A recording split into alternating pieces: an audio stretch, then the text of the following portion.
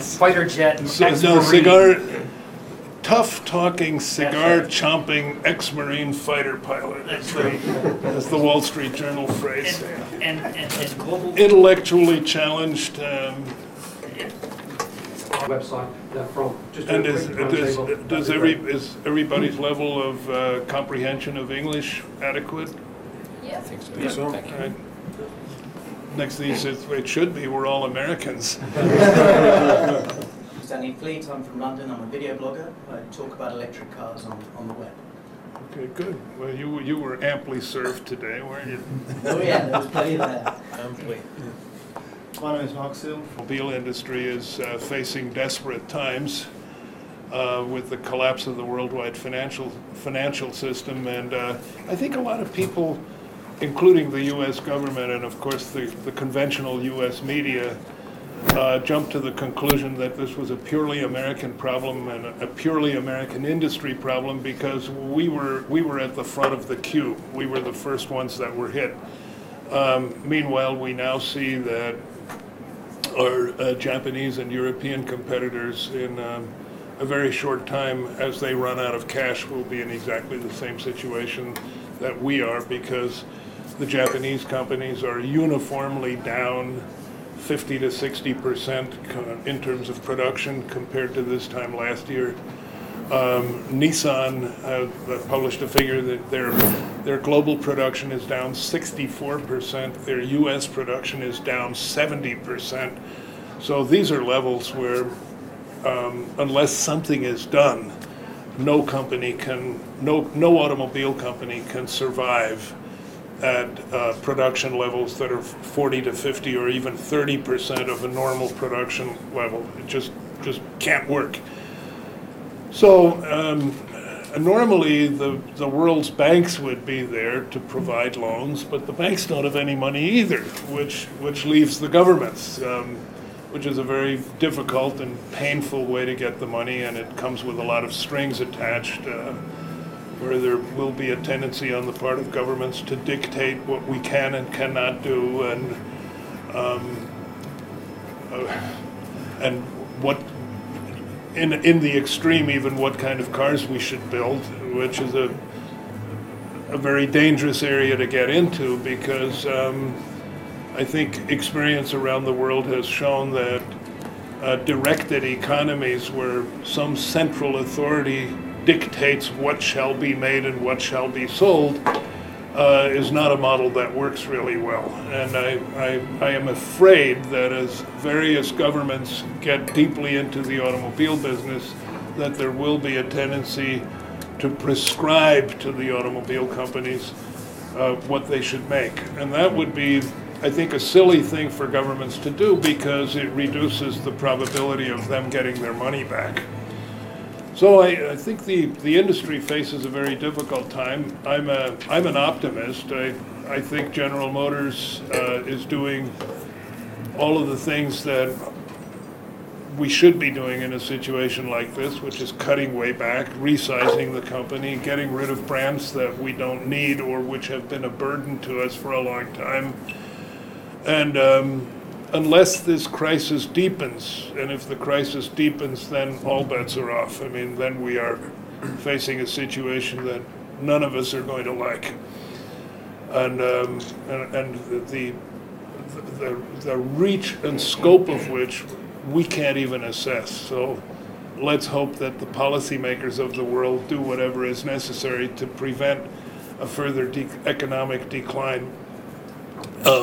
But assuming that we get a leveling off and maybe in a year or so a gradual improvement, if we do the right things and if the world's governments do the right things, I think I'm very optimistic about the future. And that's all I'll say, and now I'll let all of you ask questions. Because back in the early days of the automobile, racing was an essential part of new product development. It really improved vehicles very rapidly, because racing is the commercial equivalent of war, and wars always drive technology. But what has happened to racing recently, it has become totally a spectator sport with no development of technology. It just uses a lot of fuel, it makes a lot of noise, and the governing bodies set the rules to where the race becomes, the focus is no longer on technological improvement. The focus now is to try to keep all the cars the same as much as possible so that it becomes interesting for the spectator. And I would like to see alternative vehicle racing. Instead of NASCAR, I would much prefer to see racing with electric cars or vehicles like the Volt. And instead of the 15-second tire change or the 15-second pit stop for fuel and tires, it might be the 5-minute pit stop for battery exchange. But I really think that if there was a racing formula for alternate technology cars, it would then drive that technology very quickly. People would very quickly figure out things, how to get more power out of a battery, how to cool the batteries under extreme loads, and all of these things that all of us are working on, but racing with electric vehicles would definitely speed development. Yes? From this year, Formula One will allow kinetic energy recovery systems, so it's a semi-hybrid drivetrain, although it's still a highly regulated sport in that respect, and that there are limits on how much energy can be recovered, etc., etc. Well, I call that greenwash. That's the quote I wanted. I mean, my let's pretend we're hybrids so that we get the environmentalists off our backs. The regulation means it's not fostering innovation, and for that reason, they still use it. They still use a ton of fuel.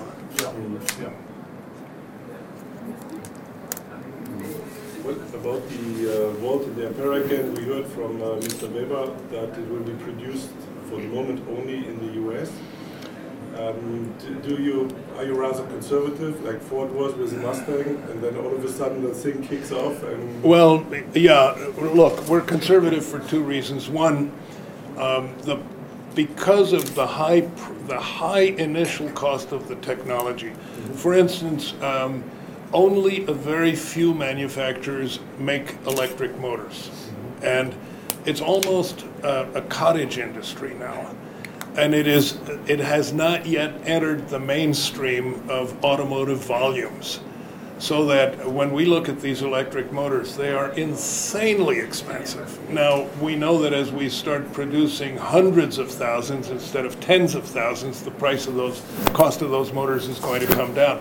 The same thing with the power electronics, which is sort of the central switching point that directs the electricity either from the generator to the battery, from the battery to the wheels, and so to the electric motor, and so on.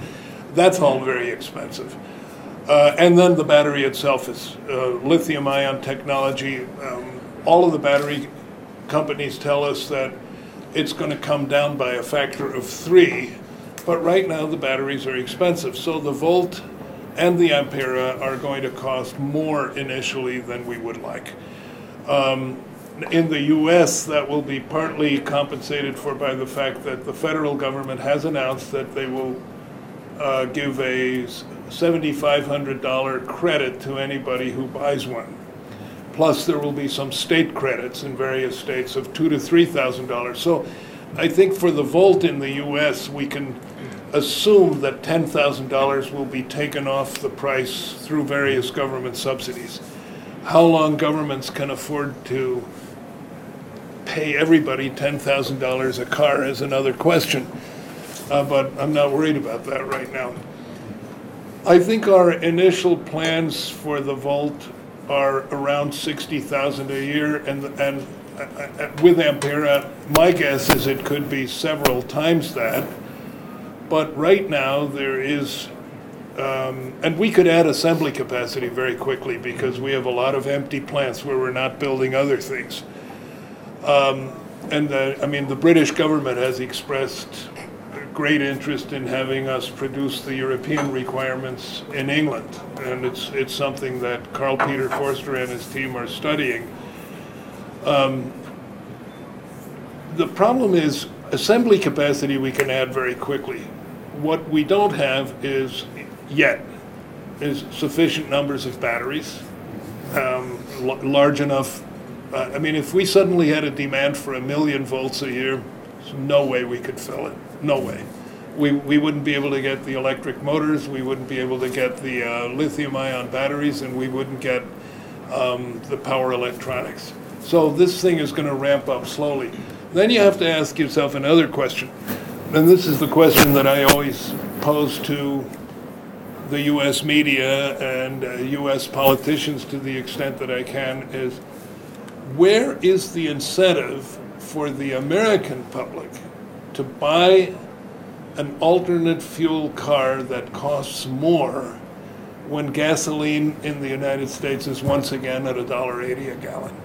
I mean, in Europe, it's fine. In Europe, you're paying the equivalent of $6 a gallon, and so people are motivated to buy fuel-efficient vehicles. In the U.S., small cars like the Chevrolet Aveo, Honda Civic, Toyota Corolla, there's a year's supply on the ground. Nobody is buying small cars in the United States. What are they buying? Sports utility vehicles with V8 engines and big pickup trucks. The American public responds to gasoline prices. So all of this thing that you've been reading in the U.S. press is Detroit brought it on themselves because they built these big trucks when the American public wanted small cars. That was true for about 6 months when gasoline was at $4.35. The minute gasoline went back down, they all want the big stuff again. And it's very interesting. Your colleagues in the American print media cannot deal with this. I keep telling them, I said, look at what's selling and what isn't selling. And they said, yes, I hear you, but they won't print it because the conventional wisdom is it's Detroit's fault. They don't have the small cars. All they have is trucks that nobody wants to buy. Anyway, a crazy world out there. And what do you think is going to happen when the gas prices are going to grow once again? Well, then, and this is why it's so hard to plan.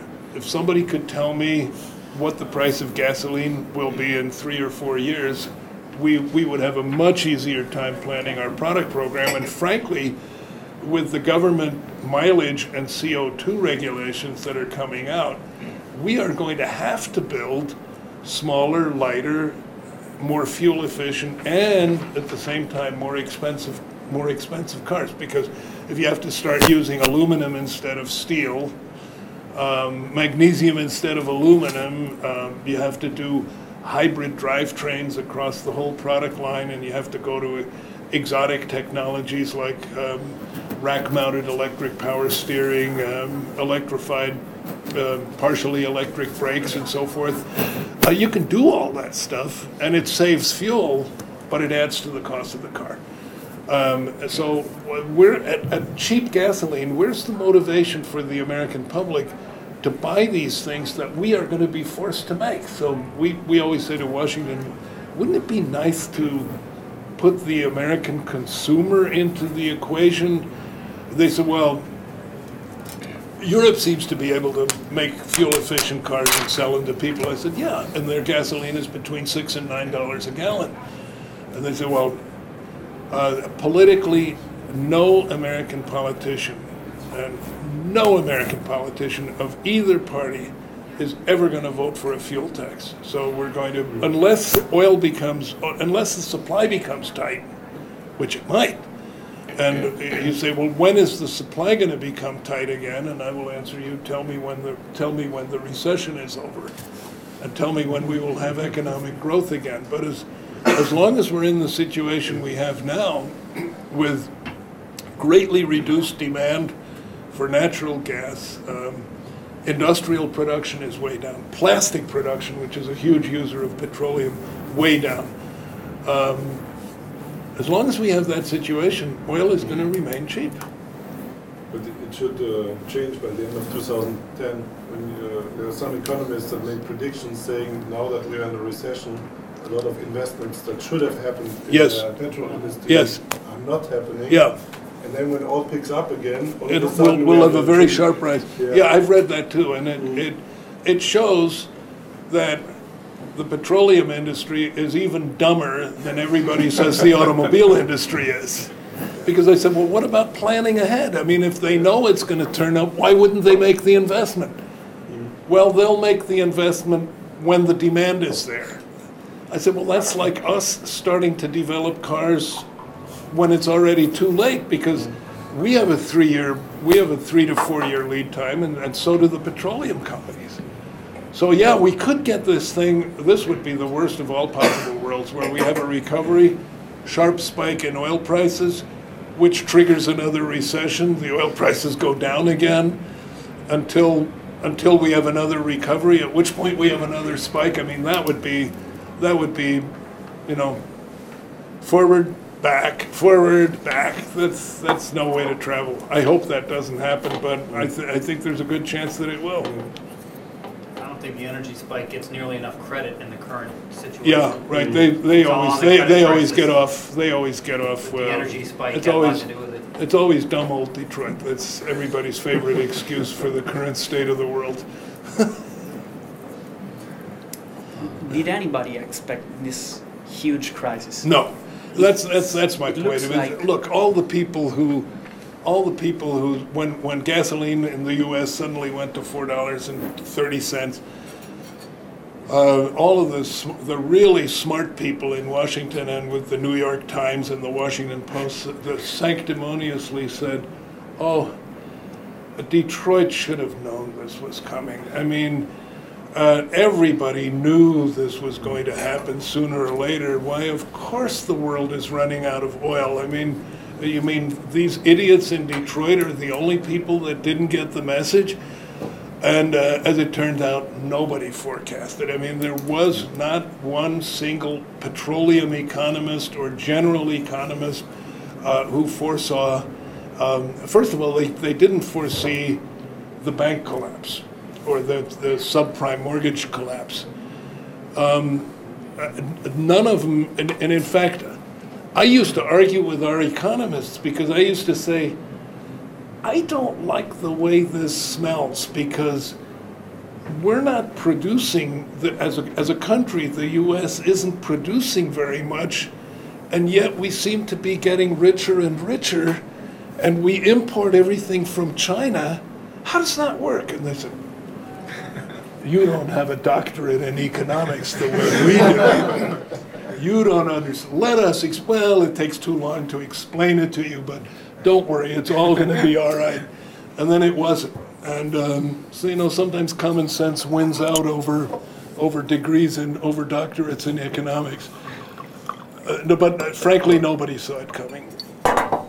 Nobody saw it coming, and it's really foolish to go back. And it's this was, in fact, I guess yesterday, Sunday, on the Sunday talk shows, Rahm Emanuel, who is Obama's chief of staff, said, well, the problem, you know, the real problem with the American automobile industry is they didn't produce the vehicles that the American public wants. There was a stupidity at the highest levels of U.S. government. Of course we produce the vehicles that the American public wants. We did then and we do now. There just aren't enough people out there buying cars and trucks. Is the American public ready for the Chevy Bolt?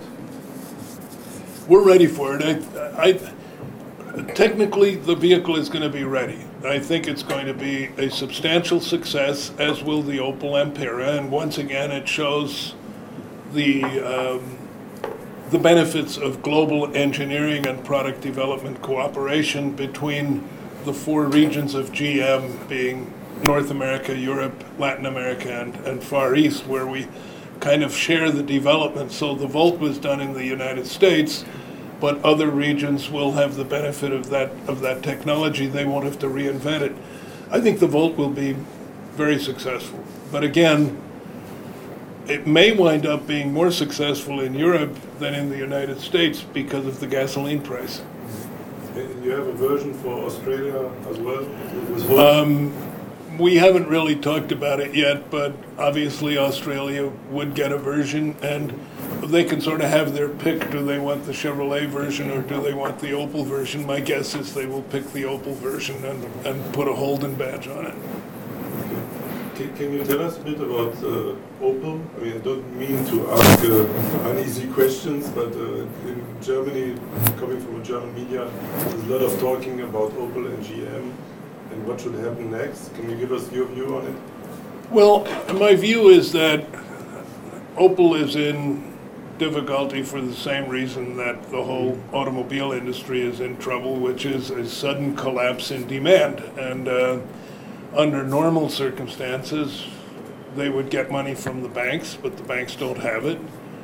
Or they would get the help from the mothership, as we have done many, many times in the past. And the most ridiculous, I get the German, electronically, I get a printout of all of the German newspapers every day. And some of the portrayals in the German media are just flat out ridiculous, which is brave little Opel with its superior German technology is desperately trying to save this messed up General Motors, but unfortunately Opel on its own is too small and too weak to save the sick family back in the United States. What a bunch of horse shit. Opel is part of General Motors. They have benefited from that relationship financially. They have benefited technologically. Without the network of General Motors technology and product sharing, Opel could not possibly exist. So this portrayal of Opel would be just fine, but it's bad old General Motors that is dragging this wonderful company down. 2050. Yeah. What do you think will be driving? What kind of technology? 2060? I don't. This is really far out. I don't think we'll be driving at all. I think much travel will be virtual, in that we will be sitting around this table. You'll be a hologram. You'll all be holograms except me. I'll be real. And you'll still be here in 2060. But where you're sitting, you will be the only real one, and everybody else will be a hologram. And then now, I think that is a future, and this is what will really reduce energy consumption, because electronic travel will be a lot less expensive than moving us around physically. That's a sure sign that it's on hydrogen over the battery. You're pursuing the battery at the moment, but what are your feelings on hydrogen technology? Do you think there's a future in that? Hydrogen? GM, yeah. I'll tell you, yes, I do. I think over time, as we get the cost of fuel cells down, which is still extraordinarily high. I mean, every one of those Chevy Equinoxes that we've got driving around in Project Driveway is basically $1 million vehicle. And when Honda did the Clarity, their chief engineer said, "Oh yes, this is an expensive vehicle. It costs $890,000 to build each one of these, but with mass production we can reduce that by a factor of 10. So mass production means $89,000, still way too high. And then there's the question of how do you distribute hydrogen? How do you get the infrastructure out there? And I suspect, this is my personal belief, is that battery technology will become more generalized more quickly than hydrogen fuel cells. Why? Because the infrastructure is there. Everybody has electricity at home, but nobody has hydrogen. So for that reason alone. But that doesn't mean that I'm not fully in favor of continuing work on fuel cells, and that doesn't mean I'm not enthusiastic about fuel cells. We just have to be realistic about the fact that I think batteries are moving faster right now. Thanks everybody so much for your time. Thank you very much. Thank you. Gentlemen and ladies.